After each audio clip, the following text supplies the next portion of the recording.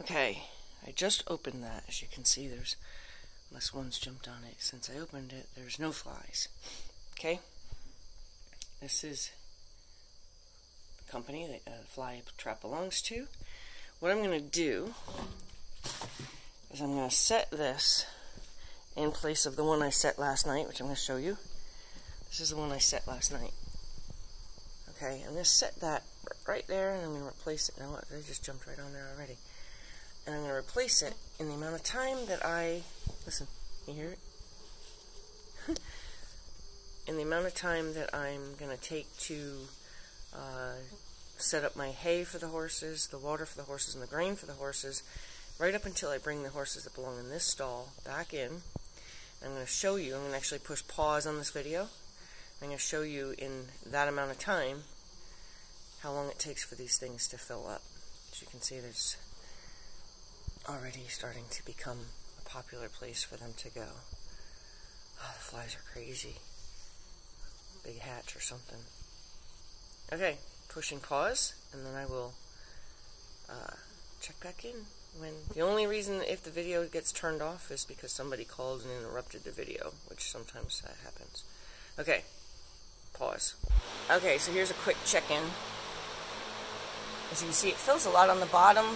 So if you have the time and the ability, what I do is I usually flip it over just to give them the freedom to land on the bottom of this one. Okay?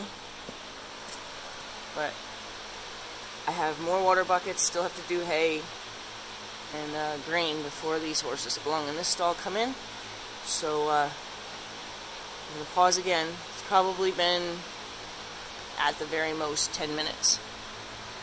Okay, so I've dressed all my stalls, done all my waters, and now I'm going to put hay in, and this is what we have so far. So you figure